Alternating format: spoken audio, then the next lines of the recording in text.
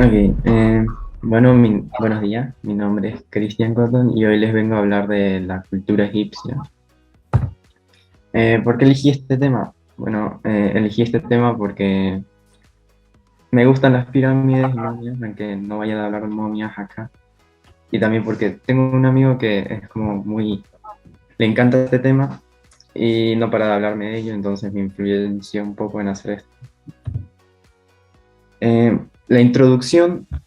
En este tema se hablará, bueno, de la cultura egipcia, se dirá dónde se encuentra Egipto, hablaré también de la historia egipcia, de su arquitectura y arte y algunas personas que fueron importantes en la cultura egipcia. No hablaré no hablaré mucho de temas religiosos porque abarca mucho y no me dio tiempo a hacerlo. Y tampoco hablaré de dioses porque son como 4.000 que veneran y es demasiado. Bueno, ¿dónde se encuentra? La cultura egipcia existe de hace más de 6.000 años y han atravesado numerosos cambios que se dieron por el contacto con pueblos invasores como los griegos, romanos y árabes. Sus centros se encuentran en el noroeste de África, principalmente a orillas del río Nilo, pero han llegado a expandirse en épocas de conquistas. Historia de la cultura egipcia. Los primeros habitantes actual del territorio egipcio eran nómadas y se movían en todo el valle del río Nilo. Estos pueblos aproximadamente en el 4000 a.C. se agrupaban en las regiones diferentes en el Alto y Bajo Egipto. Creo que mira, Alto y Bajo Egipto, que sería esta zona. Eh, y por así decirse, la historia de la cultura egipcia se podría dividirse en tres épocas: Imperio Antiguo, Imperio Medio e Imperio Nuevo. Que en el Imperio Antiguo, aquí se construyen las pirámides, florecen las artes. El Imperio Antiguo de Egipto, también llamado Reino Antiguo, fue el primero que forjó y consolidó el sistema político y cultural y religioso surgido durante el periodo protodinástico. Eh, una de las personas más influyentes en esta época fue Tutankamón, como ven aquí. En el Imperio Medio, perdón, aquí se fortalece la economía gracias a una descentralización de poder político y económico. Se inicia también con la reunificación de Egipto bajo por Men- Mentuhotep II a mediados de la dinastía 9, creo que, dando a fin el denominado primer periodo intermedio de Egipto. La persona más influyente de esta época fue ya el nombrado el faraón Mentuhotep II. Y en el Imperio Nuevo, este fue el periodo histórico que comienza con la reunificación de Egipto bajo Amosis I y que termina en el 1070 a.C.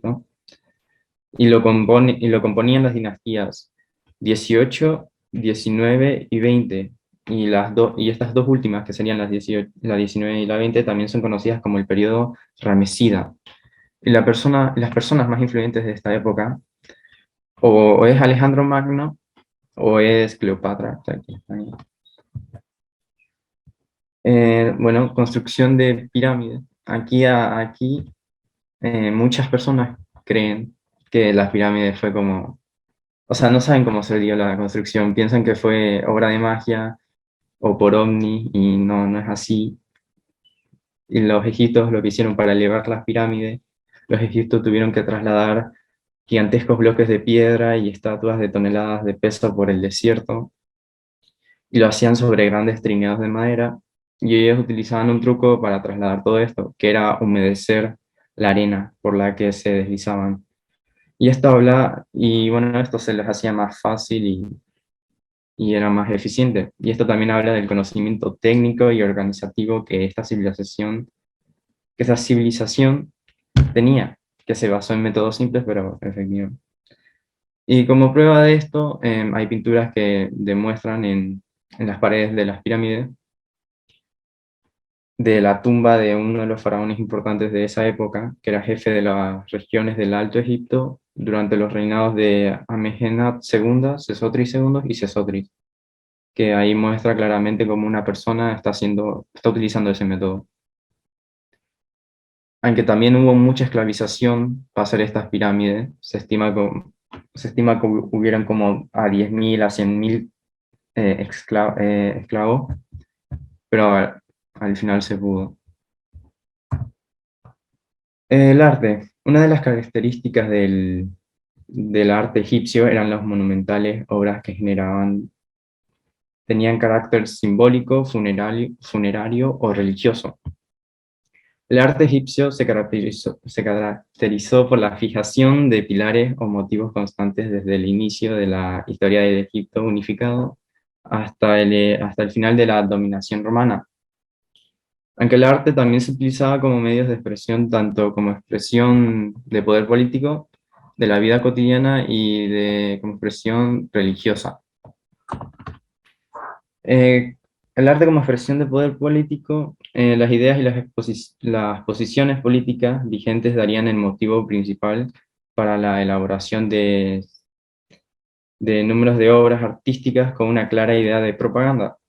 Durante el Imperio Nuevo era muy frecuente ver campañas militares, tanto a Nubia como a Siria como a Canaán, fueran representadas de los templos de Amón en Hamac.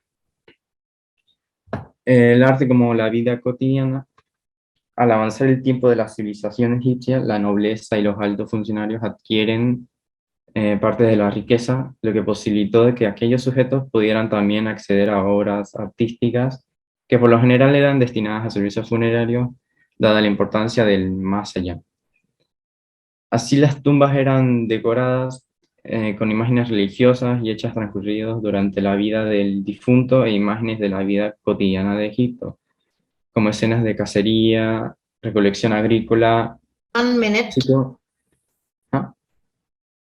1 minute. Músico, etc. El arte como expresión religiosa, los símbolos del arte y lo religioso se observa durante casi toda la historia del arte egipcio, ya que era, como dije, algo muy importante en la cultura egipcia. Habían como multitud de deidades, significaba también una necesidad de identificación de las mismas. El arte fue en ayuda de dicha necesidad de conceptualizar y sintetizar a cada deidad como determinados elementos que claramente lo eran atributos. Eh, la arquitectura, la arquitectura del antiguo Egipto se caracterizaba por crear un sistema constructivo en sus edificios monumentales, con el empleo de sillares tallados en grandes bloques y sólidas columnas. Entre las construcciones más importantes se encuentran las pirámides y los templos. Los egipcios también hacían los muros como gruesos y con mucho volumen, así tenían como mejor eh, colosalismo de los edificios, así se veían más grandes. El soporte más utilizado era la columna protodórica, y el primer arquitecto conocido de la historia fue Imhotep, que nació en Egipto en el año 2690, que no solo era arquitecto, sino que también era científico y médico. Y bueno, arquitectura religiosa, la religión era una parte fundamental de la sociedad del Antiguo Egipto, como pueden ver. Por ello fueron numerosas las grandes construcciones religiosas que se elaboraron a lo largo de los años, que solo voy a mencionar dos porque son muchas, que sería el templo y el obelisco. Y el templo era el edificio utilizado para honrar a los dioses, y el obelisco, en ella se esculpían inscripciones jeroglíficas que indicaba el faraón que lo había encargado y el dios al que estaba dedicado.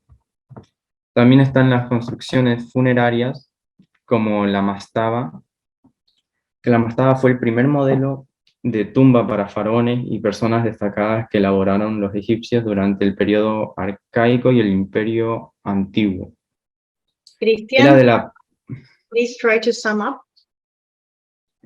básicamente era como, estaba hecha de una planta rectangular y contaba con una cámara subterránea que dejaban el cuerpo y dejaban el cuerpo ahí en un pozo. Bueno, en conclusión, la historia egipcia se divide en tres épocas y destacaron cada época destacó en lo suyo y tuvieron gente relevante, que el arte egipcio no solo era para estética, sino que para otros fines, y que su arquitectura marcó mucho al mundo en general.